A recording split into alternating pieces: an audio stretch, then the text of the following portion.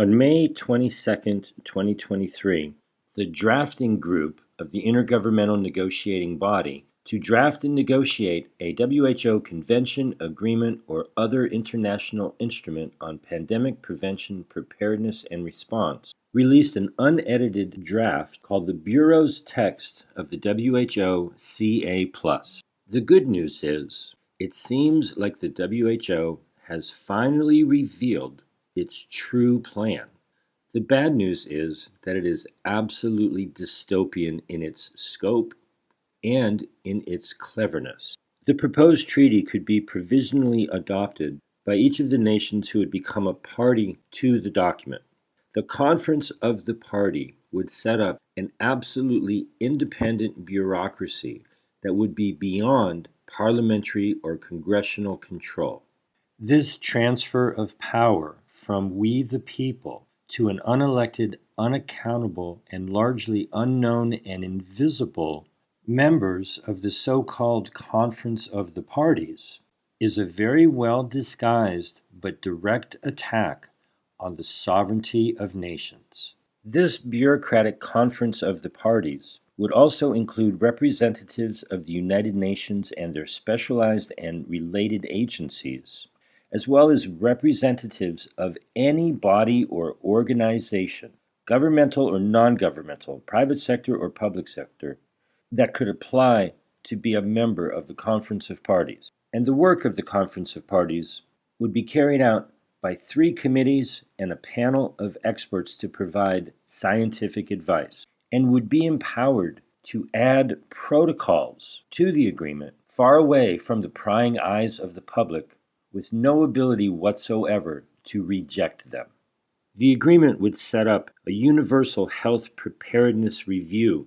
It calls for the scheduling of tabletop simulation exercises, and it would trigger a massive expansion of the pharmaceutical hospital emergency industrial complex that would rain down money upon a brand new industry based on the false belief that pathogens with pandemic potential found in wet markets, farms, wastewater treatment plants, veterinarians' offices, and yes, even your companion animals would be wrongly represented as the source of zoonotic transfer that could lead to the fear-mongering that we have seen over the past 4 years and drive the expansion of an industry that is designed to profit from the fear surrounding any pandemic. Teams of workers would be scouring the landscape to find samples of so-called pathogens that could be sent to newly developed laboratories in developing nations that are part of the WHO Coordinated Laboratory Network, so that genetic sequences could be compiled and collected at the WHO Biolab in Switzerland along with the pathogens. The danger of these pathogens would only be exceeded by the purported benefit that could be gained from them, both financial and non-financial, and the knowledge that might be gained by manipulating these genetic sequences would be turned over to manufacturers in developing nations under new intellectual property transfer guidelines. And the products produced by these manufacturing facilities as a benefit of this research would enter into the WHO logistics network, 10% of which would have to be donated, and an additional 10% would be given at an affordable cost to the WHO. The WHO Convention Agreement Plus would be enforced during pandemics and inter-pandemic times. Upon the declaration of a public health emergency of international concern, the Director General of the World Health Organization would be authorized under the proposed Amendment 13A to the International Health Regulations to set up an allocation mechanism and would be given the sole discretion to determine the required pandemic response products that would then be manufactured by Country A and given to Country B and distributed under the guise of community health services. This is not a plan to improve the health of people.